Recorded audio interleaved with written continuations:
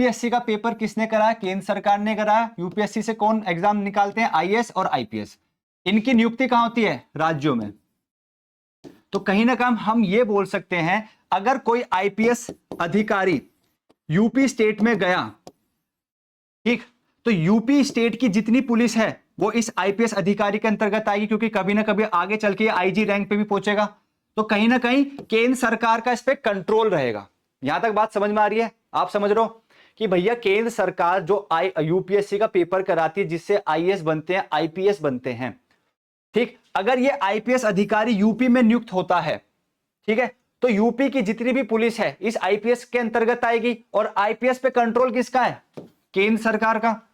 तो क्या सर हम ये समझें कि यूपी की जितनी पुलिस है कहीं ना कहीं उस पुलिस पर कंट्रोल केंद्र सरकार का है? तो बिल्कुल आप ये चीज समझ सकते हैं, ठीक है, ये चीज आप समझ सकते हैं। पर एक चीज और समझनी है, यहां पर आप जो देखेंगे आईपीएस पे कंट्रोल किसका रहेगा? डिस्ट्रिक्ट मजिस्ट्रेट, डीएम, जो कि आपका एक आईएएस ऑफिसर होता है, ठीक है। अब आप बोलेंगे कि सर ये जो आईएएस ऑफिसर है ये भी तो केंद्र सरकार के द्वारा नियुक्त होता है, क्योंकि यूपीएससी में आईएएस भी बनते हैं। बट एक चीज जो ध्यान देनी है वो ये देनी है कि ये जो डीएम है, जिसको हम आईएएस कैडर का मानते हैं, ये जो आईएएस ऑफिसर्स होते हैं ना, ये स्टेट की होम मिनिस्ट्री के अंतर्गत आते हैं। बात समझ रहे हो? ये किसके आते हैं? हमारी यूपी की जो होम मिनिस्ट्री है ना, उसके अंतर्गत आईएएस ऑफिसर्स आते हैं, यानी कि डीएम साहब हमारे स्टेट राज्य के अंतर्गत काम करेंगे। और डीएम के नीचे कौन? IPS officer. तो इसका मतलब हम सर क्या समझे कि भाई यूपी की जो पुलिस है उस पे कंट्रोल करना तो भैया राज्य का ही काम है। क्योंकि देखो आईपीएस पे कंट्रोल मान लेते हैं केंद्र सरकार का है, बट इस आईपीएस पे कंट्रोल किसका है? डीएम। और ये डीएम किसके कंट्रोल में है? Home ministry. तो यूपी की जो पुलिस है वो राज्य के अंतर्गत आती है, यानी कि अब यूपी के जो हमारे मिनिस्टर्स हैं, जो हमारे चीफ मिनिस्टर हैं, अधिकारी हैं, वो जो भी बोलेंगे भैया यूपी में वही उसी हिसाब से पुलिस विभाग अपना काम करेगी। तो ये बात समझ में आ गई कि भैया यूपी की जो पुलिस है प्राथमिकता किसको है? राज्य सरकार को। मतलब राज्य सरकार का दबदबा रहेगा यूपी की पुलिस पे। बट कहीं इनडायरेक्टली कभी कभी केंद्र सरकार का भी कंट्रोल रहता है, बट केंद्र सरकार आमतौर पर ना इतना हस्तक्षेप नहीं करती, क्योंकि पुलिस का जो विभाग है ना वो ज्यादातर स्टेट के अंतर्गत ही आता है, ठीक है। ये एक बात हो गई।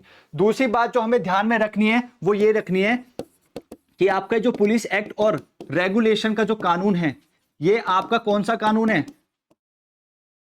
सेंट्रल गवर्नमेंट के द्वारा बनाया हुआ कानून है, ठीक है। कानून कौन सा है? केंद्र सरकार का। पर इस पे कंट्रोल पुलिस पे कौन रखेगा? राज्य सरकार। यहां तक सबको बात क्लियर हुई?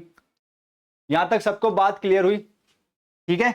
तो इसमें हमने दो लिस्ट पढ़ी थी, एक यूनियन लिस्ट 80, एक पढ़ी थी स्टेट लिस्ट 2, ठीक, ये दो पढ़ी। उसके बाद हमारा आर्टिकल 312 क्लॉज 2, 312 क्लॉज 2, ठीक है। इनकी वजह से हमें यह बात सुनिश्चित हो गई कि भैया यूपी पुलिस एक्ट और रेगुलेशन पे जो केंद्र सरकार, जो राज्य सरकार है, राज्य सरकार का इन पे कंट्रोल रहेगा। और ये कानून किसने बनाया? ये हमारा सेंट्रल गवर्नमेंट ने कानून बनाया।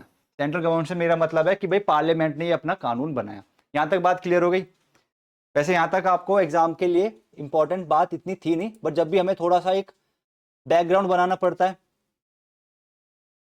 ठीक है। तो यहां पे यही बात है। देखिए मैंने यहां पे लिखा है IAS and IPS services, Indian police service is trained, recruited and managed by the central government, ठीक।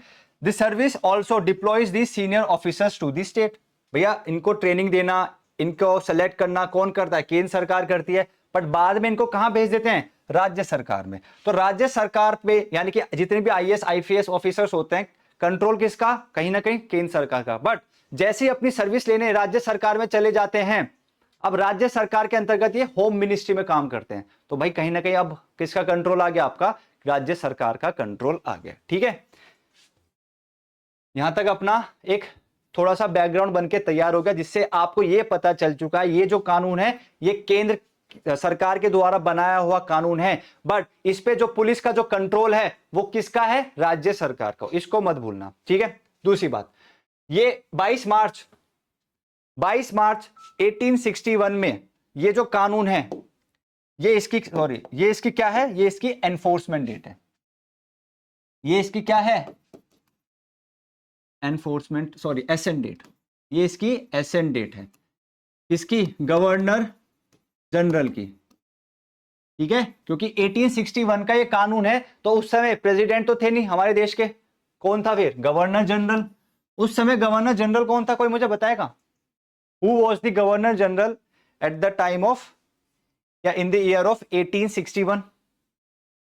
ये तारीख याद रखनी है, 22 मार्च 1861 गवर्नर जनरल ने अपनी सहमति यहां पर दी थी, ठीक है।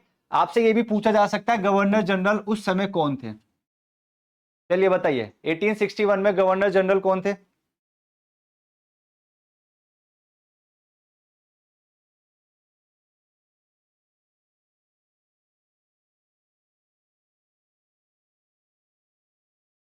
बताएं।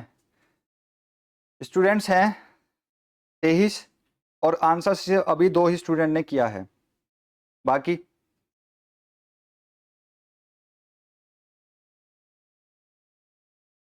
स्टूडेंट्स यहाँ पे सुधांशु ने बोला है, दलहौजी, ईशु ने बोला है मैकले, ओके। नवनीत ने बोला है बेंटिक,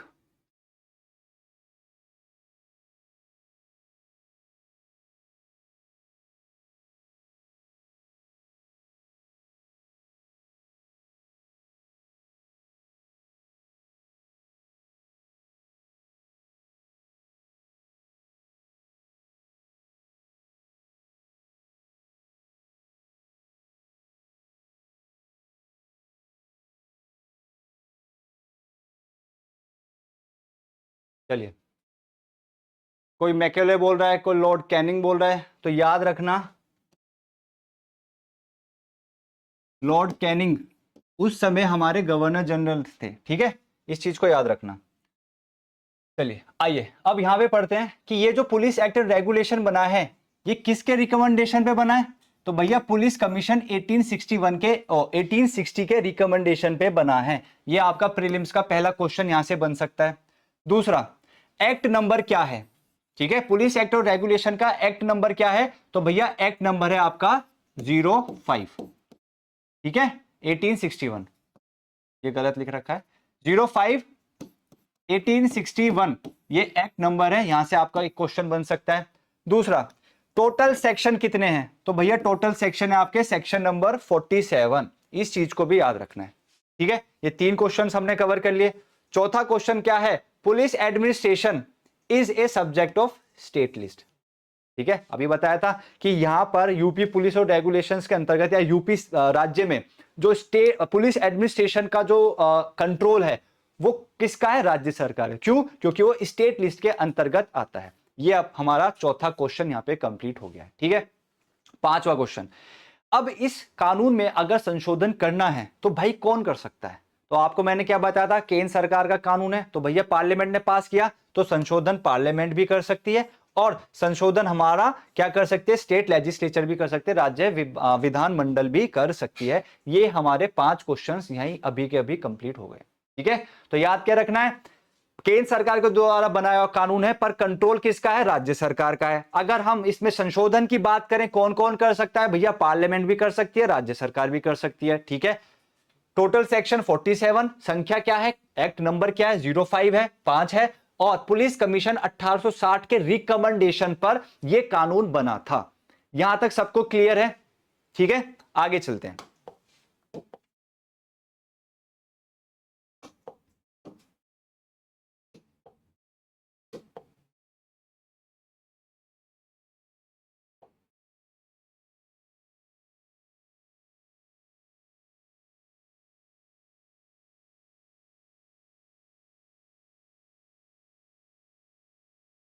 अब सीधा नेक्स्ट क्वेश्चन, यहां पर बोला गया है कुछ सेक्शंस को हटा दिया गया था। तो कभी कभी प्रीलिम्स में ना सेक्शंस के ऑप्शन देते हैं, 5-6 ऑप्शन दे दिया, पूछा गया इनमें से कौन सी धाराएं हटा दी गई हैं, तो सीधा हम यहां पे उठा के लिया है, ठीक।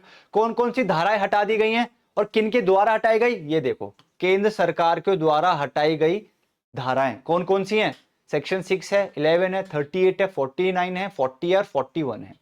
ठीक है, तो अपनी बैरक में अभी के अभी लिख लो। ठीक, दूसरा प्रीलिम्स का क्वेश्चन जो बन सकता है कि भैया कुछ धाराएं हटाई हैं तो कुछ जोड़ी भी गई होंगी, इंसर्ट भी करी हैं, तो कौन कौन सी हैं, section 2A, section 8A, 15A, 30A, 32A and 32B। ठीक है, इसको याद रखना। यहां तक बात क्लियर होगी सबको? ठीक है, नेक्स्ट क्वेश्चन जो प्रीलिम्स में पूछा जा सकता है, सिंपल सा है, ये तो हम जब भी मैं आपको पढ़ाता हूं कोई कानून तो ये तो मैं स्टार्टिंग में बताता हूं कि भैया इस एक्ट का प्रियम्बल क्या है, प्रियम्बल क्या है। ठीक है, तो 3 इसके प्रियम्बल हैं। पहला, पुलिस बल को पुनर्गठन करना। ठीक है, पुलिस बल को पुनर्गठन करना यानी कि रीऑर्गेनाइजिंग दी पुलिस फोर्स। क्या हुआ था 1857 में, आक्रमण कर दिया हमने, वो तो खैर जो हमारे वीर लोग थे उन्होंने अच्छे से पूरी प्लानिंग प्लॉटिंग के साथ नहीं करा, अगर अच्छे से करते तो 1857 में आजादी मिल सकती थी, बट 1857 में ये हुआ। तो अब जो अंग्रेजों की पुलिस इधर उधर बिखरी हुई थी, अब उनको दोबारा से रीऑर्गेनाइज करना कि भैया ऐसा कार्यक्रम, अंग्रेज ये सोचे थे ऐसा कार्यक्रम दोबारा ना हो, इसलिए अब हमें जितनी भी पुलिस फोर्स हमारे अलग अलग राज्यों में या अलग अलग प्रिंसेस स्टेट में जो हैं उन सबको रीऑर्गेनाइज करना है, ये होगा पहला उद्देश्य। ठीक है, दूसरा क्या है, अपराधों को निवारित करना तथा उनका पता लगाना, preventing and detecting the crimes. भैया तो यही उद्देश्य हो गया ना कि क्या गुप्त गुप्त बातें कहां चल रही हैं उनके बारे में पता चलना, अगर कुछ चल रही है तो उसको वहीं रोक लो, अगर अपराध होने वाला है हमें उसको वहीं कंट्रोल करना है, वहीं रोकना है। तो ये हो गया हमारा प्रियम्बल का दूसरा उद्देश्य।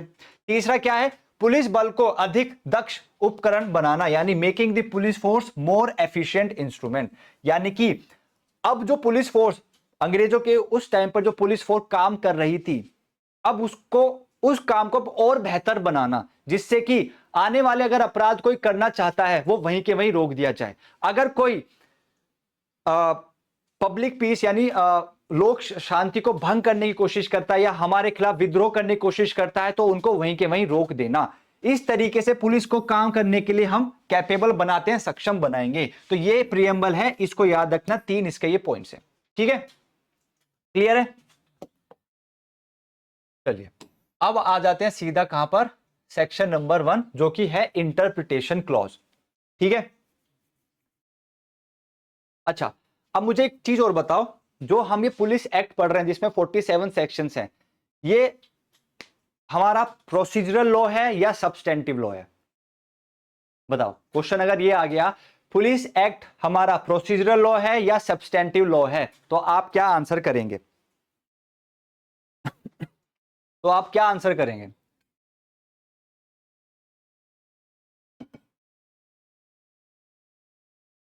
बताइए।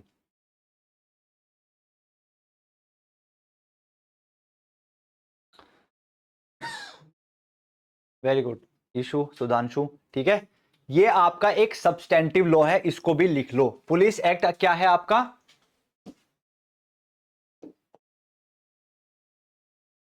पुलिस एक्ट आपका कौन सा कानून है? सब्सटेंटिव। इसको एक जगह लिख लो। ठीक है, वेरी गुड अर्शी, पूजा, सोनम। सोनम दोनों नहीं है, प्रोसीजरल लॉ नहीं है, सब्सटेंटिव है। ठीक है, वेरी गुड अंजना। चलिए अब चलते हैं भैया इंटरप्रिटेशन क्लॉज की तरफ, यानी कि परिभाषाएं। ठीक, अब पहली जो परिभाषा है वो क्या है? मजिस्ट्रेट ऑफ द डिस्ट्रिक्ट, यानी कि जिले का मजिस्ट्रेट। अब ये क्या है, इसमें क्या बोला गया है? तो यहां पे बोला गया है magistrate of the district shall mean chief officer. ठीक है, कौन? Chief officer charge with the executive administration of the district and exercising the powers of the magistrate by whatever designation of the chief officer charged with such executive magistrate is styled। अब देखिए यहाँ पे साफ साफ ये बोला गया है मजिस्ट्रेट ऑफ द डिस्ट्रिक्ट वो चीफ ऑफिसर है। यहाँ पे चीफ ऑफिसर से मतलब है कि भैया सबसे सुप्रीम अथॉरिटी, उस जिले का जो सबसे सुप्रीम अथॉरिटी, जो सबसे उछले स्तर पर है, वो चीफ अफसर जो कि जिले का कार्यपालिक जो एडमिनिस्ट्रेशन है, विभाग है, उसको संभालता है। तो कुल मिला के यहाँ पे क्या बात करी गई है? यहाँ पे भैया डीएम साहब के बारे में बात कर दी गई। ठीक है, उनके लिए यहां पे कौन से शब्द का इस्तेमाल किया गया वो देख लो। चीफ ऑफिसर, जिसको चार्ज किया गया, चार्ज मतलब उन पे कुछ ड्यूटी दी गई, कुछ दायित्व दिए गए, किस चीज के, जिले में जितने भी कार्यपालिक एडमिनिस्ट्रेशन है, एग्जीक्यूटिव एडमिनिस्ट्रेशन को संभालना, और संभालते वक्त इन मजिस्ट्रेट साहब कोई भी शक्ति इस्तेमाल कर सकते हैं। शक्ति किसकी, मजिस्ट्रेट की, ठीक है, तो वो हमारे कहलाए जाएंगे क्या, मजिस्ट्रेट ऑफ द डिस्ट्रिक्ट। दूसरी तरफ यहां पे शब्द दिया गया सिर्फ और सिर्फ मजिस्ट्रेट, तो यहां पे बोला गया मजिस्ट्रेट में वो सारे व्यक्ति आते हैं जिनके पास जनरल पुलिस डिस्ट्रिक्ट को संभालते वक्त जो जो शक्ति वो प्रयोग कर सकते हैं, उन सबको हम बोलते हैं मजिस्ट्रेट। अब बात आती है सर ये जनरल पुलिस डिस्ट्रिक्ट क्या है, तो पहले यहां पर आ जाते हैं। जनरल पुलिस डिस्ट्रिक्ट यानी कि साधारण पुलिस जिला, ये किसको बोला गया है, तो देखो यहां पे क्या बोला गया है, शैल एम्ब्रेस एनी प्रेसिडेंसी। ओहो, पुराने कानून से हम अपना वो लेना चाहते हैं कि भाई अंग्रेजों के द्वारा हम अपने कानून से क्या करना चाहते हैं, अंग्रेजों के द्वारा जितने कानून हैं उनसे हम छुटकारा चाहते हैं। बट देखो यहां पे अभी प्रेसिडेंसी की बात हो रही है, ठीक है, तो यहां पे क्या बोला गया है, प्रेसिडेंसी स्टेट प्लेस या any part of the presidency state और प्लेस। तो यहां पे क्या बोला गया है, यहां पे बोला गया है ये 1861 का कानून है। 1861 में हमारी प्रेसिडेंसी थी, ठीक है, तो यहां पे बोला गया है जितनी भी अंग्रेजों के द्वारा प्रेसिडेंसी पे कंट्रोल है वो सारा एरिया हमारा जनरल पुलिस डिस्ट्रिक्ट में आएगा। इसके साथ साथ जितने भी राज्य हमने अपने कंट्रोल में कर रखे हैं वो सारे राज्य भी हमारे क्या आएंगे, जनरल पुलिस डिस्ट्रिक्ट में आएंगे। उसके साथ कोई अन्य जगह भी अगर अंग्रेजों ने कंट्रोल कर रखी है तो वो भी है। और इसके साथ साथ सपोज करो इस प्रेसिडेंसी में, जो पूरा प्रेसिडेंसी है पूरा तो कंट्रोल में नहीं है, बट पूरे प्रेसिडेंसी का कुछ भाग कंट्रोल में है, या पूरे राज्य का कुछ भाग कंट्रोल में है, या प्लेस की कुछ भाग कंट्रोल में, तो वो भाग भी हमारा क्या कहलाया जाएगा, जनरल पुलिस डिस्ट्रिक्ट। यानी कुल मिला के बात ये बोली गई है वो सारे एरिया जो अंग्रेजों ने कब्जा कर रखा है उसको जनरल पुलिस डिस्ट्रिक्ट बोला जाता है, ठीक है। और यहां पे क्या बोला गया है, magistrate shall include all persons within the general police district exercising all और any of the power of magistrate. तो क्या बोला गया, मजिस्ट्रेट वो सारे व्यक्ति हैं जो जनरल पुलिस डिस्ट्रिक्ट में रहते हैं और मजिस्ट्रेट को मतलब जो मजिस्ट्रेट की और जो शक्तियां हैं उसको इस्तेमाल करते हैं। क्यों करते हैं, क्योंकि जनरल पुलिस डिस्ट्रिक्ट में रहते हैं तो भैया कंट्रोल भी करनी पड़ेगी ना, वहां की आबादी आपके विरुद्ध खड़ी ना हो जाए, तो वहां कंट्रोल करते हुए, उस जगह पे रहते हुए, उनको कंट्रोल करते हुए आपके पास जो जो शक्ति आपको नियुक्त दे रखी है उनको जो इस्तेमाल करते हो उनको बोलेंगे हम सिर्फ मजिस्ट्रेट। कुछ बात समझ में आई। जनरल पुलिस डिस्ट्रिक्ट कौन सा एरिया, वो एरिया जहां पर अंग्रेज रहते हैं, कंट्रोल कर रखा है, चाहे पूरी की पूरी प्रेसिडेंसी को कर रखी हो, चाहे पूरे के पूरे स्टेट पे कंट्रोल कर रखा हो, या किसी जगह पे कंट्रोल कर रखा हो। और वहां पे रहते हुए आप उन लोगों पे, यहाँ क्योंकि रह रहे हो तो वहां के लोग भी हैं, उन लोगों पे जो कंट्रोल कर रहे हो, कंट्रोल कैसे करोगे, शक्ति दे रखी है आपको अंग्रेजों ने, तो वो जो शक्ति मजिस्ट्रेट इस्तेमाल करेगा उन लोगों को हम बोलते हैं मजिस्ट्रेट। सिंपल सी बात है, ठीक है। अब पुलिस कौन है, police shell include all persons who shall be enrolled under this act. यानी कि पुलिस हम सिर्फ उन्हीं व्यक्ति को मानेंगे जो इस कानून के अंतर्गत एनरोल्ड हैं। जैसे आप bar council of Uttar Pradesh या बार काउंसिल ऑफ इंडिया में एनरोल होना, आपको सर्टिफिकेट मिला है, तो ऐसे ही इन लोगों को भी सर्टिफिकेट मिलता था, इनका नाम एनरोल होता था। तो जिन लोगों का नाम एनरोल्ड है उन्हीं लोगों को पुलिस बोला जाता था, ठीक है। अब यहां पे एनरोल्ड, इस शब्द को ध्यान रखना, ये जो शब्द है ना एनरोल्ड, इसको याद रखना, प्रीलिम्स से पूछ लेते हैं कि पुलिस वाले कौन, जिनको नियुक्त किया जाएगा या जिनको अपॉइंटमेंट दिया जाएगा या फिर जिनको सेलेक्ट किया जाएगा या जिनको एनरोल्ड किया जाएगा। तो भर्ती, ठीक है, भर्ती शब्द का इस्तेमाल रखना, मतलब ध्यान रखना। क्लियर है, ये बात क्लियर है। प्रीलिम्स में ऐसी क्वेश्चन घुमा के पूछेंगे कि भैया पुलिस वाला कौन है, जिसको हम अपॉइंट करते हैं वो पुलिस वाला है, जिसको हम रिक्रूट करेंगे वो पुलिस वाला है, जिसको हम सेलेक्ट कर लेंगे वो पुलिस वाला है, या ऑल ऑफ द अबव, सब इनमें से कोई भी। तो याद रखना सिर्फ और सिर्फ ये जो रिक्रूट हो रहा है ना इस कानून के अंतर्गत, यानी जिसकी सिर्फ भर्ती हो रही है वो ही पुलिस वाला है। इनमें से ना तो ये पुलिस वाला, ना ये पुलिस वाला, ना ये पुलिस वाला। बात क्लियर हो गई, यहां पे बात क्लियर है सबको। बात क्लियर है? जल्दी बताएं, इतना ओल्ड एक्ट अभी तक रन क्यों हो रहा है? ये तो पूछना पड़ेगा सरकार से, जो रूलिंग पार्टी है, कि भैया बीएनएसएस लेकर आ गए, बीएसए लेकर आ गए, तो ये भी लेकर जाते हैं, है ना? तो यहाँ पे नजर नहीं गई अभी सरकार की, जब चली जाएगी ये भी हट जाएगा। चलो, ये बात क्लियर हो गई यहां तक? वेरी नाइस, आगे बढ़ जाते हैं। आगे क्या है? आगे भैया हमारे डिस्ट्रिक्ट सुपरिटेंडेंट, ठीक है? तो डिस्ट्रिक्ट सुपरिटेंडेंट में कौन कौन लोग शामिल हैं, ध्यान रखना। एडिशनल यानी कि जिसे हम एडीएसपी बोलते हैं, या जॉइंट डीएसपी, असिस्टेंट डीएसपी, ठीक है? ये सारे लोग हमारे डिस्ट्रिक्ट सुपरिटेंडेंट में आते हैं, जिला जिसे अधीक्षक बोलते हैं। उसके बाद दूसरी जो हेडिंग है वो है प्रॉपर्टी। प्रॉपर्टी में कौन है? चल संपत्ति भी आती है, वो सारी वैल्यूएबल सिक्योरिटी और पैसे, ये सारी चीज क्या है, हमारी प्रॉपर्टी में शामिल है। याद रखना, पुलिस एक्ट में ना बहुत इजी इजी क्वेश्चंस पूछे जाते हैं, बस आपको ये चीजें याद होनी चाहिए। मूवेबल प्रॉपर्टी यानी संपत्ति में क्या है, चल संपत्ति भी है, ठीक है, धन भी है, पैसा भी है, और आपका मूल्यवान प्रतिभूति भी यानी वैल्यूएबल सिक्योरिटी भी शामिल होती है, ठीक? ये अपना हो गया प्रॉपर्टी। उसके बाद है हमारा नेक्स्ट सिविल एविएशन पर्सनल, जिसको हम बोलेंगे नागरिक उड्डयन कार्मिक, ठीक है? अब ये कौन लोग हैं? तो देखो, सिविल एविएशन में जो भी सारे लोग काम करते हैं, जो भी सारे लोग सिविल एविएशन में काम करते हैं, जैसे आपने जब हवाई जहाज में कभी गए होंगे, या जो लोग नहीं गए, जब फ्यूचर में कभी जाओगे तो आपने देखा होगा वहां का जो डिपार्टमेंट है जो सिविल एविएशन में काम करता है, क्योंकि देखो आपकी फ्लाइट आ रही है तो वो भी आपको सिग्नल देना होगा, बताना होगा कि सारा ये जो रोड हमारा क्लियर है, आप आ जाइए। रनवे का मेंटेनेंस, ठीक है, वहां का जो स्टाफ है उसको ध्यान में रखना, यानी कि वो सारे लोग जो सिविल एविएशन में काम करते हैं, ठीक, वो क्या होंगे, वो यहां पर बोला गया है इस कानून में कि वो सारे लोग हमारे पुलिस में माने जाएंगे। कब से माने जाएंगे? जब से हमने उत्तर प्रदेश अमेंडमेंट एक्ट 2001 लेकर आया है। तो ये क्या बोलना चाहते हैं? ये बोलना चाहते हैं कि सिविल एविएशन में जितने भी कर्मचारी काम कर रहे हैं,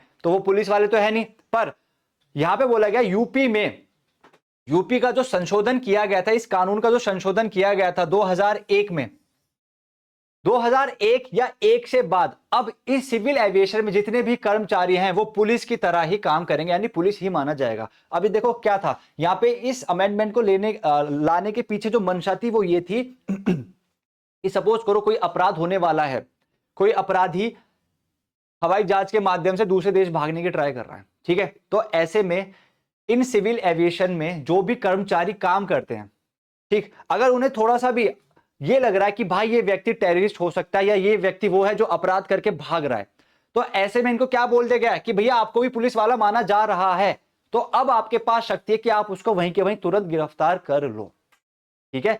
याद रखना ये बात 2001 में बोली गई थी। 2001 के बाद, 2001 और 1 के बाद से जब भी सिविल एविएशन में कोई भी व्यक्ति काम करेगा तो उसको हम पुलिस वाला मान के चलेंगे, ठीक है?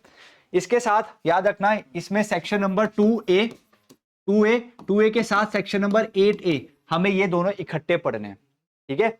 सिविल एविएशन को और अच्छे से समझने के लिए हमें सेक्शन 2A और 2A के साथ सेक्शन नंबर 8A पढ़ना है, तब जाके हमें पूरी क्लैरिटी मिलेगी। तो हम आगे पढ़ेंगे, ठीक?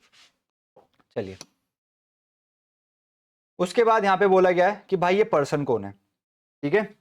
ये पर्सन कौन है यानी व्यक्ति। तो पर्सन में आपकी कंपनी भी आती है और आपकी कॉरपोरेशन भी आती है, यानी कि आपकी कंपनी और निगम दोनों ही आती है, वो हमारे यहाँ पे पर्सन कहलाए जाएंगे। मंथ आप छोड़ दो, मंथ से कोई सवाल नहीं बनेगा। हाँ, ये बन सकता है, कभी कभी क्वेश्चन पूछ लेते हैं कि भाई कैटल यानी ढोर में क्या क्या चीज आती है, तो यहाँ पे बोला गया है कि भैया हॉर्न कैटल इंक्लूड मतलब elephants, camels, horses, asses, mules, sheep, आपकी गोट्स, आपकी स्वाइन, ठीक है? तो आपसे कभी कभी यहाँ पे क्वेश्चन बने हुए हैं कैटल में कौन कौन से पशु आते हैं, याद कर लेना, आपको लिस्ट यहाँ पे दे रखी है। उसके बाद इंपॉर्टेंट डेफिनेशन है ये वाली, सबऑर्डिनेट रैंक ऑफ पुलिस। तो आप जब ये कानून पढ़ेंगे ना, पुलिस एक्ट एंड रेगुलेशन, तो आपको एक चीज शब्द दिखी जाएगी, पुलिस बल के अधीनस्थ, ठीक? अभी कौन से व्यक्ति हैं? तो याद रखना जो आपके एसपी रैंक के ऑफिसर्स होते हैं ना, जो आईपीएस ऑफिसर होते हैं, सुपरिटेंडेंट ऑफ पुलिस, इस रैंक से नीचे के जितने भी पुलिस वाले हैं वो हमारे सबऑर्डिनेट पुलिस वाले कहलाए जाते हैं। बात क्लियर है? एसपी रैंक से नीचे के जितने भी पुलिस वाले हैं वो हम उनको क्या बोलते हैं? सबऑर्डिनेट पुलिस बोलते हैं। ठीक, अब सेक्शन नंबर 2 एक बार देख लेते हैं। ठीक, सेक्शन नंबर 2 में क्या बोला गया है? कॉन्स्टिट्यूशन ऑफ फोर्स, यानी कि बल का गठन। तो क्या बोला गया है? The entire police established under the state government shall for the purpose of this act be deemed to be one police force, यानी कि जितनी भी पुलिस फोर्स राज्य सरकार के अंतर्गत बनी है तो उसको एक ही पुलिस फोर्स बोला जाता है। And shall B formally enrolled, और ये जो पुलिस फोर्स है इनका नाम क्या होना चाहिए? एनरोल्ड होना चाहिए इस कानून के अंतर्गत। And shall consist such number of officers and man and shall be constituted in such manner as from time to time ordered by the state government. और यहां पे बोला गया है कि इस पुलिस फोर्स में वो सारे लोग या वो सारे अफसर जिनकी बारे में राज्य सरकार समय समय पर बोलेगी वो भी पुलिस फोर्स के ही सदस्य माने जाएंगे। जैसे अभी मैंने बताया था सिविल एविएशन में जितने भी कर्मचारी काम कर रहे हैं, ये क्यों कर रहे हैं? क्योंकि भैया राज्य सरकार 2001 में संशोधन लेकर आई थी, तो अब से वो लोग भी पुलिस में ही माने जाते हैं। ठीक है, यहां तक बात क्लियर हो गई? सबऑर्डिनेट और अपना सेक्शन नंबर 2। अब यहां पे बोला गया है subject to the provisions of this act the pay and other conditions. यहां पे बोला गया कि भैया जो पुलिस वाले हैं इनको कितनी सैलरी मिलेगी, क्या इनकी शर्तें रहेंगी, क्या अलाउंसेस मिलेंगे, कौन डिसाइड करेगा? राज्य सरकार। ठीक है, तो इनकी सैलरी, अलाउंसेस, कंडीशंस, सर्विस की क्या कंडीशंस होगी, ये कौन डिसाइड करेगा? आपकी राज्य सरकार डिसाइड करेगी।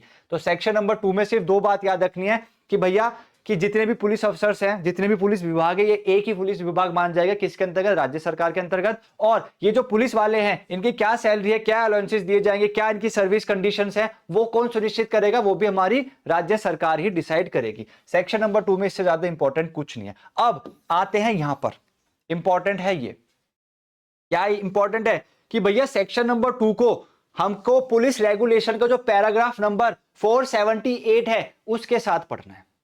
ठीक है, 478 क्या बात करता है? ये बात करता है आपकी departmental punishment for all police officers appointed under section 2 of the police act. क्या लिखा गया कि भैया जितने भी पुलिस वाले सेक्शन 2 में क्या होते हैं? अपॉइंट होते हैं, नियुक्ति मिलती है। अगर उन्होंने कुछ अपराध कर दिया तो भाई उनके खिलाफ डिपार्टमेंटल इंक्वायरी बैठेगी और उन्हें डिपार्टमेंटल पनिशमेंट मिलेगी। ठीक है, तो सेक्शन नंबर 2 को आप अपनी ब्रैकेट में बराबर में लिख लेना, पैराग्राफ नंबर 478। अब देखो यहां पे ना, यहां पे मैं सारी पनिशमेंट लेके नहीं आया। जब आप अपनी रेगुलेशन देखोगे पैराग्राफ 478 खोलोगे तो आपको वहां पे पनिशमेंट दिख जाएगी। एग्जांपल के तौर पे जैसे हम बात कर लें डिसमिसल और removal from the force as defined in para 481।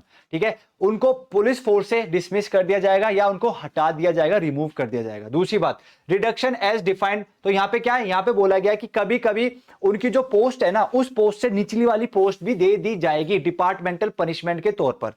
तीसरा विद होल्डिंग ऑफ प्रमोशंस, कभी कभी क्या होता है आपको प्रमोशन मिलने वाला है बट आपके बारे में पता चल गया कि भैया ये तो बहुत ज्यादा पैसे लेता है लोगों से, डिपार्टमेंट इंक्वायरी हुई उसमें ये चीज सिद्ध भी हो गई, तो जो आपको प्रमोशन मिलना था ना अब वो कुछ समय के लिए रुक गया है, विद होल्ड हो गया है। या फिर विद होल्ड ऑफ इंक्रीमेशन, जो भी आपको पैसे मिलने थे, ठीक है भाई आपका प्रमोशन होगा तो आपको पैसे भी बढ़ेंगे, आपकी सैलरी बढ़ेगी, वो भी रोक दी जाएगी। तो कुछ यहां पे ना लिस्ट दे रखी है आपके पैराग्राफ 478 में, वो लिस्ट आप एक बार देख लेना, जिससे क्या एग्जाम में अगर 1% पूछ लें कि डिपार्टमेंटल पनिशमेंट में कौन कौन सी पनिशमेंट इनमें से नहीं है, तो भाई हमें पहले पता होना चाहिए कौन सी है।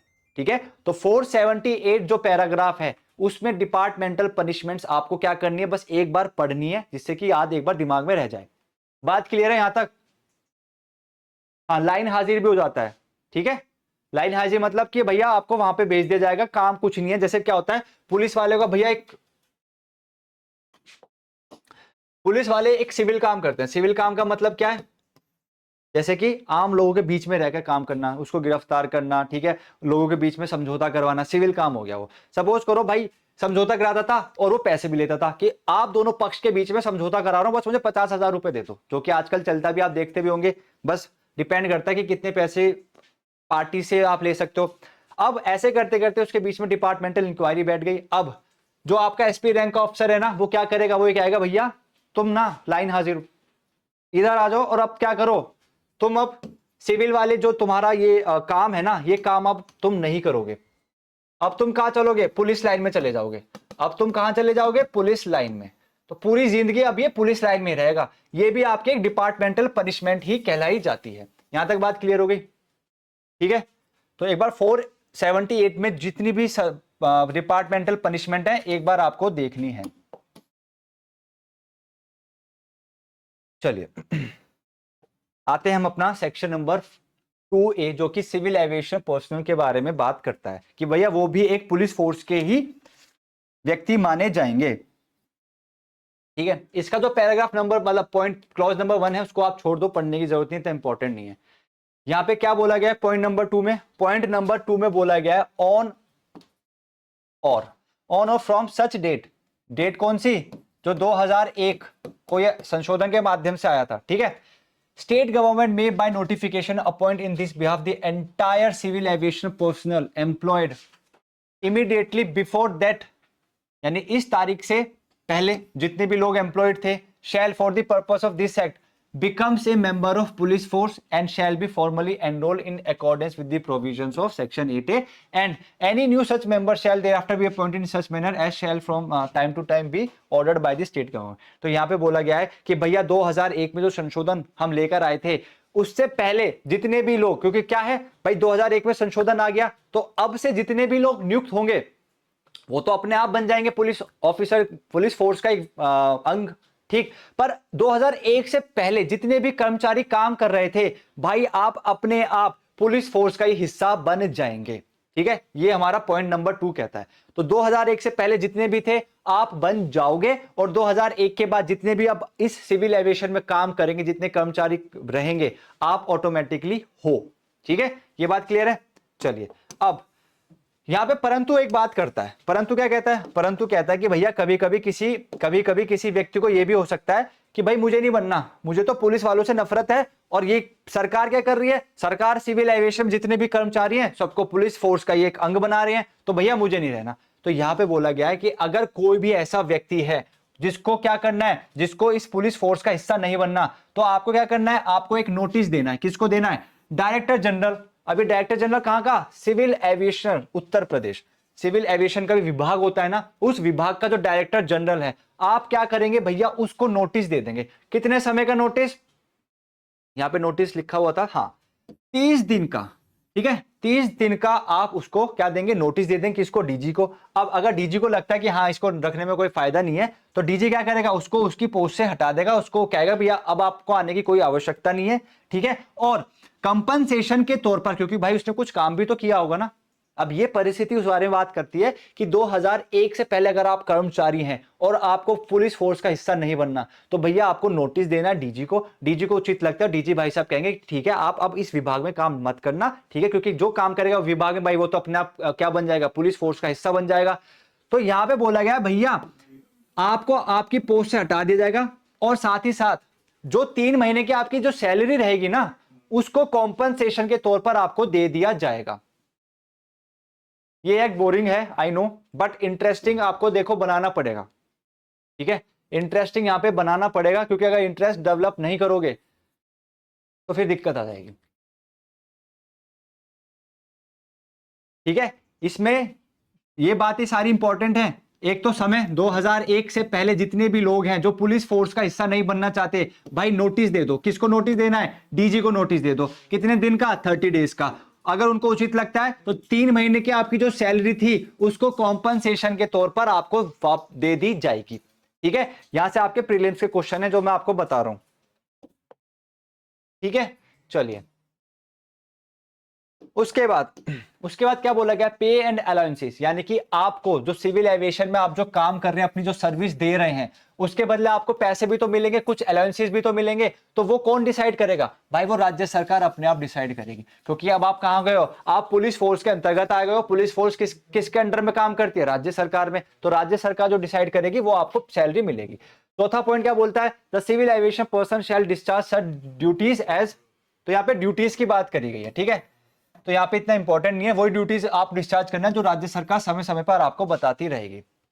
5वां point, civil aviation personnel shall have such privilege and exercise such powers. तो यहाँ पे बोला गया आपको वो सारी प्रिविलेज यानी सुख सुविधाएं मिलेंगी, वो सारी शक्तियां मिलेंगी जो राज्य सरकार आपको समय समय पर देती रहेगी। तो इतना इंपॉर्टेंट ये है नहीं, ठीक। चलिए आगे चलते हैं।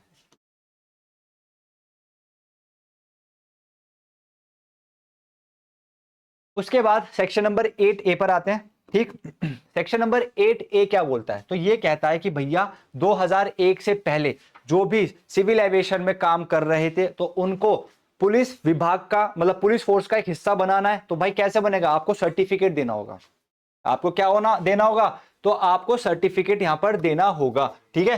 तो यहां पे हम सेक्शन 8A में क्या लिखा है? Every civil aviation personnel who has by virtue of this act become a member of police force shall receive on the commencement of, यानी कि 2001 का ये जो कानून शुरू हो जाएगा उसके शुरू होने पर आपको क्या दे दिया जाएगा? एक सर्टिफिकेट यहां पर जारी कर दिया जाएगा। और जो 2001 के बाद से व्यक्ति नियुक्त होंगे उनको तो अपॉइंटमेंट लेटर के साथ ही सर्टिफिकेट मिल जाएगा, ठीक है, याद रखना।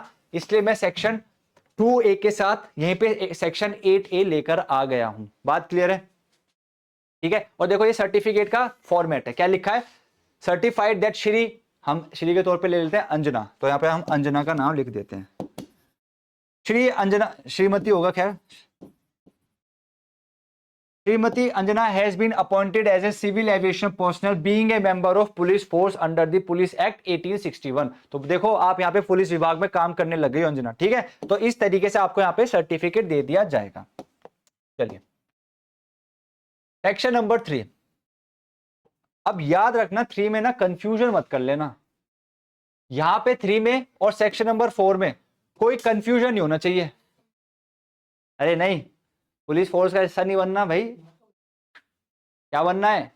एपीओ, जिस चीज की तैयारी कर रहे हो, ठीक है। चलो अब अगर आपके एग्जाम में पूछ लिया जाता है कि पुलिस डिपार्टमेंट या पुलिस ऑफिसर्स पुलिस फोर्स पे सुप्रिटेंडेंस किसका है, अधीनस्थ किसका है, तो आपको सिर्फ याद रखना है क्या? राज्य सरकार। इसके अलावा सेक्शन नंबर 3 में कुछ याद रखने की जरूरत नहीं है, ठीक है। पुलिस विभाग किसके अधीनस्थ आती है? तो भैया राज्य सरकार। सिर्फ बात खत्म। सेक्शन 3 हमारा complete. Section number 4, section number 4 थोड़ा ना वैसे कर रखा है, तो इसको मैं आपको थोड़ा डायग्रामेटिकली समझाने की कोशिश करता हूं। जस्ट अ मिनट जी।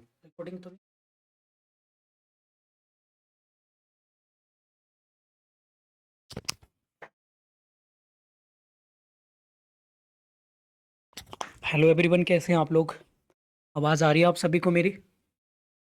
क्या आप लोगों का यूपी एपीओ के लिए पुलिस एक्ट सर वैभव सर जो है आप लोगों को लेक्चर ले रहे हैं।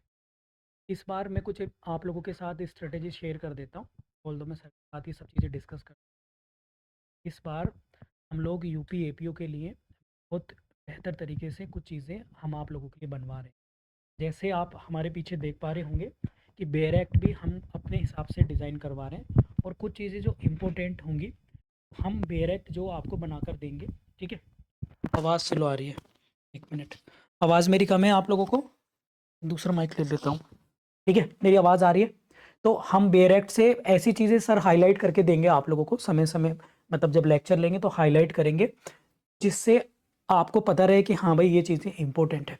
और ये जो बैच है आप लोगों का, ये जो बैच है ये प्री और मेंस हम एक साथ ही इसमें करा रहे हैं। मतलब अब इसमें क्या है कि सप्ताह में सर 4-5 दिन क्लासेस लेंगे, और सैटरडे में फिर जितने भी ये आपके मान लेते हैं सेक्शन 1 से लेके सेक्शन 10 तक सर ने कराया, ठीक है।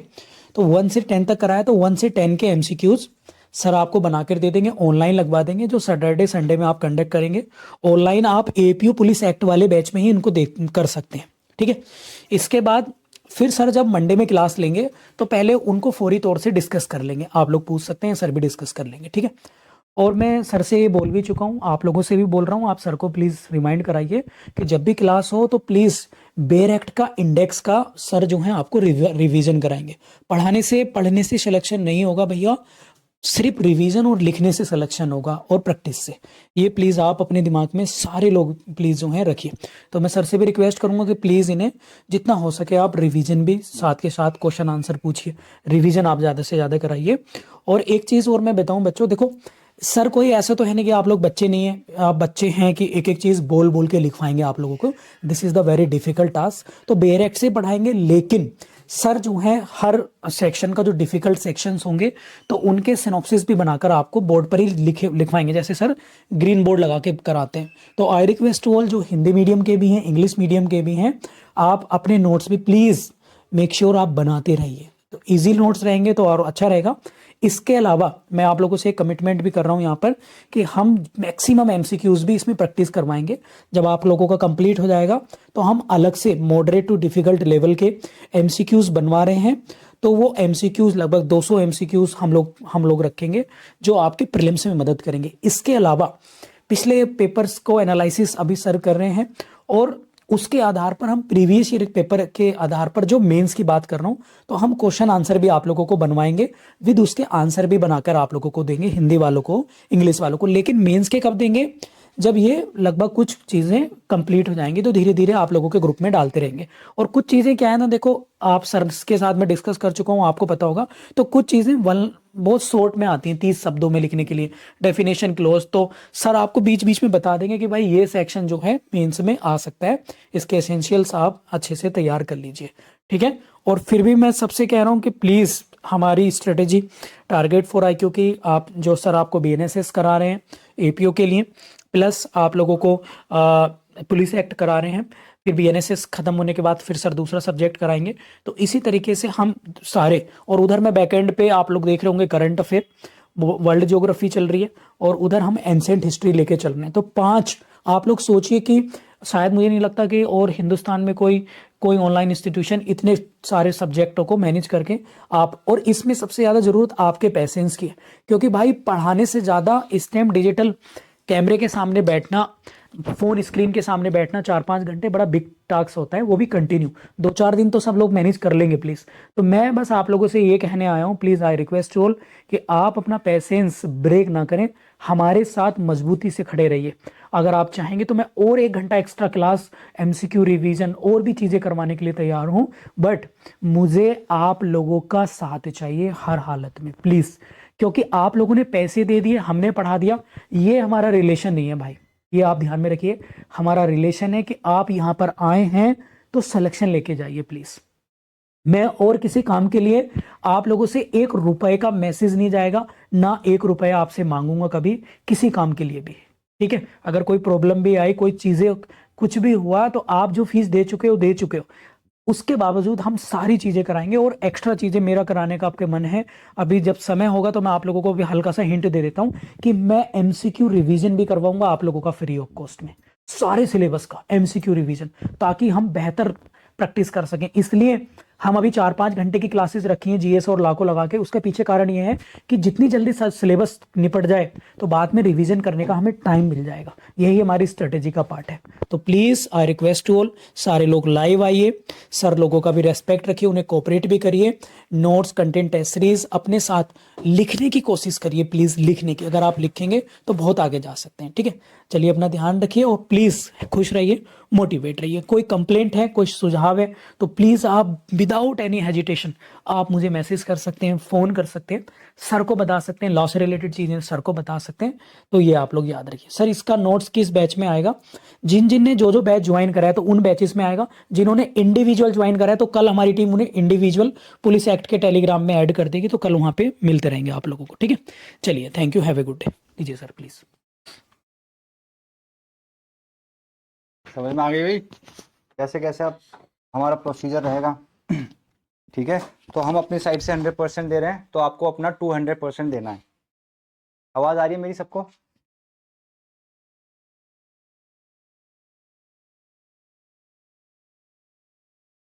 ठीक है, चलिए अब मैं कुछ समझा रहा था इसमें। हाँ, सेक्शन नंबर 4। अब देखिए सेक्शन नंबर 4 को ना समझने के लिए हमें अपने वापस ग्रीन बोर्ड की तरफ ही जाना होगा।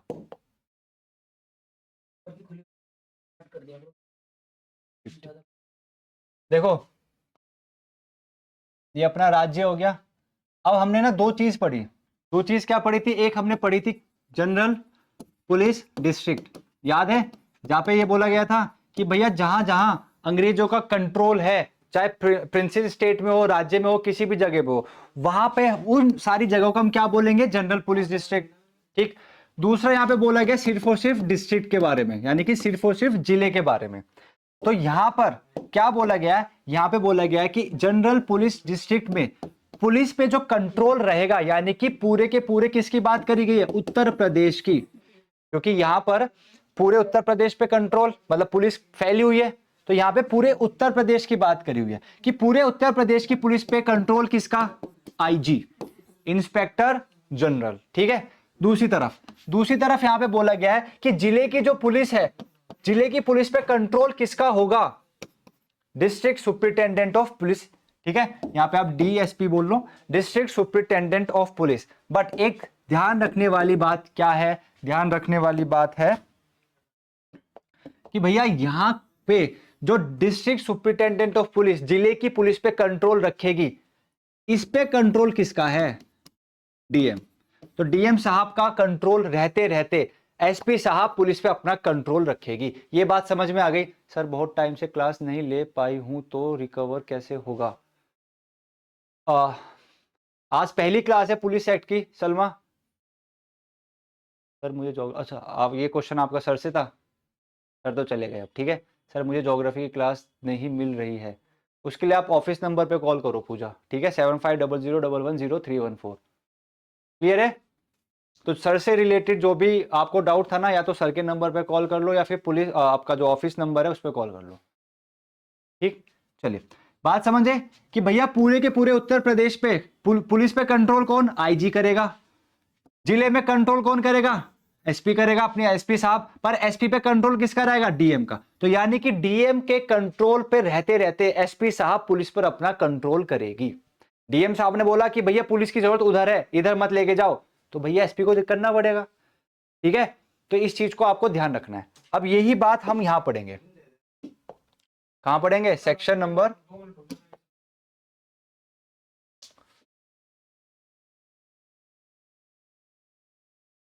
अब देखिए यही बात हम यहां पढ़ रहे हैं। Administration of the police throughout the general police district shall be vested in an office style by director general cum inspector general. ठीक है, इंस्पेक्टर जनरल हो गया, या फिर हमारा डिप्टी इंस्पेक्टर जनरल या assistant inspector general.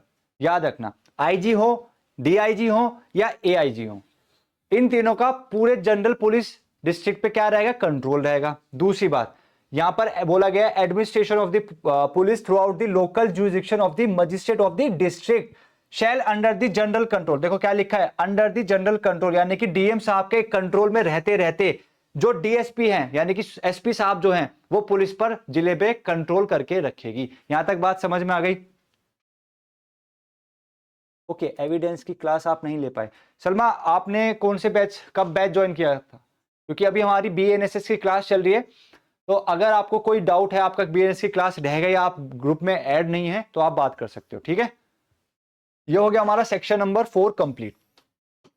Section number 5 क्या बात करता है, इंस्पेक्टर जनरल की भाई पावर के बारे में बात करिए। तो पावर तो देखो वही है जो जिले को, पूरे राज्य को संभालने में आईजी साहब के पास पूरी की पूरी पावर है। बट वो पावर अगर राज्य सरकार ने कुछ शर्तें लगाई, कुछ बंदिशें लगा रखी हैं, तो वो बंदिशें लगी रहेंगी। तो यहां पे मैंने हाईलाइट कर रखा है, subject to such limitation from time to time imposed by the state government. राज्य सरकार समय समय पर जो बंदिशें आईजी पर लगाती रहेंगी, उन बंदिशों के साथ साथ आईजी पूरे यूपी में पुलिस विभाग पे कंट्रोल कर सकता है, और उस कंट्रोल करने में जो भी शक्ति है उसका इस्तेमाल कर सकता है। ये सेक्शन नंबर 5 सिंपल सी बात बोलता है। ठीक है, सेक्शन नंबर 6 हमारा रिपील हो चुका है, वो आप एक बार ध्यान दे लेना। बीएनएसएस के बैच में मैं ऐड नहीं हूं।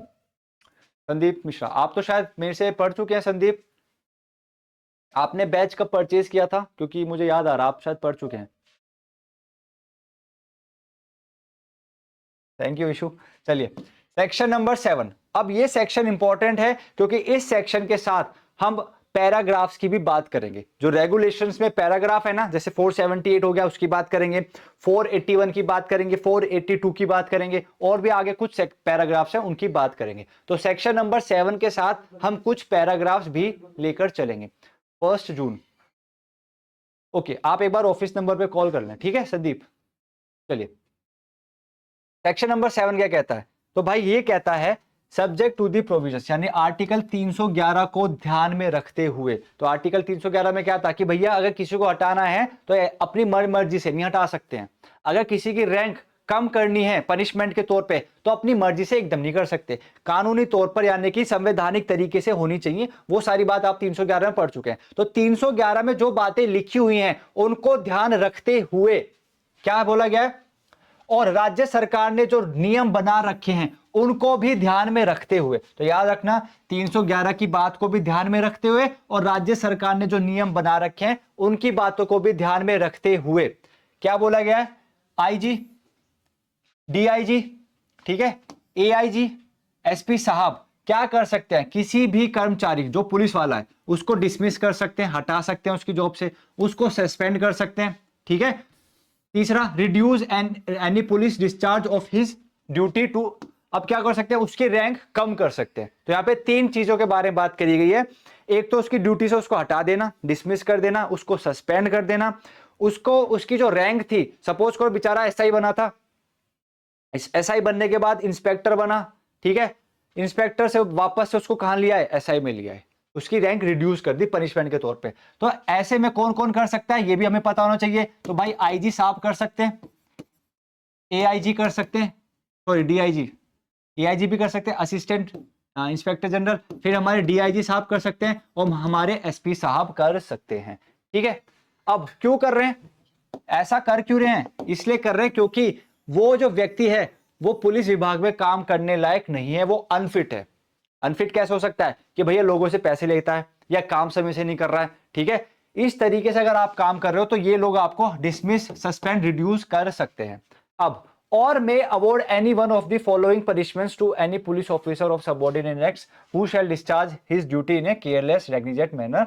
और यहाँ पे क्या बोला गया है, अगर आप ये चीज नहीं करना चाहते तो आप उनको सजा भी दे सकते हैं। सजा हमने कहां पढ़ी थी, 478 पैराग्राफ, ठीक है, 478 पैराग्राफ में जो सजा दे रखी है, अगर आप खाली सजा देना चाहते हैं तो वो भी दे सकते हैं, और अगर आप चाहते हैं कि सजा नहीं भाई इसको तो इसकी ड्यूटी से हटा ही दो तो वो भी आप हटा सकते हैं। इस चीज को याद रखना, जो पैराग्राफ्स क्लास में पढ़ा रहा हूं उसको साथ के साथ याद करते चलना, बर्डन नहीं पड़ेगा बाद में, ठीक है। चलिए यही बात हमारी यहां हिंदी में लिखी हुई है, आगे चलते हैं।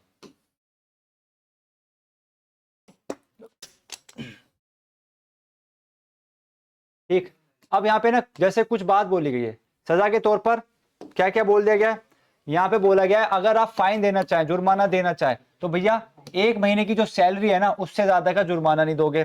दूसरी बात बोली गई है क्या, आप अगर चाहो तो उसको ये कह सकते हो कि भैया आप 15 दिन तक, 15 दिन या 15 दिन से कम जो भी समय उनको लगता है, आप इतने समय तक के कहां रहो, अपने ही क्वार्टर में पड़े रहना, बाहर मत निकल जाना, ठीक है। तो यहाँ पे बोला गया क्या, कन्फाइनमेंट की सजा दे देना कि भैया अपने क्वार्टर में ही रहो, बाहर मत निकलना, कब तक, ज्यादा से ज्यादा 15 दिन तक, इस चीज को याद रखना, ठीक है। उसके बाद अगर आपके अच्छे आचरण की वजह से आपको कोई पेमेंट मिलती थी कि भैया इस पुलिस वाले का आचरण बहुत अच्छा था और हम इसको एक्स्ट्रा पैसे दे देंगे, ठीक, वो जो पैसे मिलते थे भैया अब नहीं मिलेंगे, आप उससे वंचित हो जाएंगे। चौथा क्या है, removal from any office of distinction और स्पेशल अलॉटमेंट, अगर आपने कोई अच्छा काम किया है, आपको डिस्टिंक्शन पोस्ट मिली है, कोई अच्छे पोस्ट पर आपको अच्छे काम की वजह से भेज दिया गया है, या आपको क्या हुआ है, स्पेशल इमोल्यूमेंट मिलते थे, यानी कुछ पैसे मिलते थे, कुछ सुविधा मिलती थी अच्छे काम की वजह से, अब वो चीज आपसे ले ली जाएगी, ठीक है। With holding of increment, promotion, अगर प्रमोशन होना है, इंक्रीमेंट आपके बढ़ने हैं तो वो भी रोक दिए जाएंगे, इस चीज को याद रखना, ठीक है। Sir police act and regulation की बेयर एक्ट बाय कर लूं कि आप जो कंटेंट प्रोवाइड करेंगे उसी से प्रिपरेशन करें। ऋतिक सिंह, अब देखो होता क्या है, आप बेयर एक्ट ले लो, मैं लेने के पीछे कारण बताऊंगा। बेयर एक्ट लेने के पीछे कारण यह है कि जो चीज मैं पढ़ा रहा हूं वो कंटेंट तो आपको मिल जाएगा आपके टेलीग्राम चैनल पे, ठीक है। कंटेंट के अलावा क्या होगा, जब हम रेगुलेशंस पढ़ेंगे ना, तो जो रेगुलेशंस यानी रेगुलेशंस में जितने पैराग्राफ है जो मैं बताऊंगा वो तो आपको पढ़ने हैं, वो तो छोड़ने हैं ही नहीं। बट कभी कभी किसी स्टूडेंट का ऐसा होता है कि नहीं यार मुझे लग रहा है वैभव सर ने जो ये 4 पैराग्राफ छुड़वाए हैं ना, इनमें से ये एक पैराग्राफ इंपॉर्टेंट है, ठीक है। तो अगर आपका ऐसा मन है, आप ऐसा करना चाहते हो कि भाई मैं भी एक बार खुद देखना चाहता हूं अपनी पर्सनल तसल्ली के लिए कि भाई वैभव सर ने जितने पैराग्राफ बताए उसके अलावा कुछ रह तो नहीं गया, क्योंकि जरूर थोड़ी ना वैभव सर थोड़ी ना टेस्ट पेपर डिसाइड वो करेंगे, आपका पेपर मैं थोड़ी बनाऊंगा, ठीक है। तो ऐसा तो है नहीं कि भाई मैंने जो बता दिया 100% उसी से आएगा, 2-3 पैराग्राफ 4-5 पैराग्राफ हो सकते हैं कि भाई कुछ मेरे से मिस आउट हो जाए, तो उस लिए आप अपनी बैठ में एक बार कंसिडर कर सकते हो। बट जिसको यह है कि नहीं जो मैंने बता दिया बस वही पढ़ना है, तो फिर आप रहने देना, ठीक है, चॉइस आपकी है। चलिए ये हो गया। अब नेक्स्ट जो पैराग्राफ पढ़ना है वो क्या है, वो आ गया हमारा पैराग्राफ नंबर 481। पैराग्राफ नंबर 481, ये 481 किस बारे में बात कर रहा है, ये बात कर रहा है डिसमिसल और रिमूवल की, या ऑफिसर जो पकड़ा गया, सपोज क्योंकि मैं पकड़ा हुआ इसलिए बोलता हूं कि आमतौर पर हम लोग पुलिस वालों के लिए क्या इमेज बना के रखते हैं कि भैया ये तो पैसे खाते हैं, तो वही हमारा सबसे अच्छा एग्जांपल है, उसी चीज को हम आगे लेके चलेंगे, ठीक है। तो अगर कोई पुलिस वाला पकड़ा गया पैसे लेते हुए, तो अब क्या होगा भैया, उसको डिसमिसल करने का आदेश दे दिया जाएगा।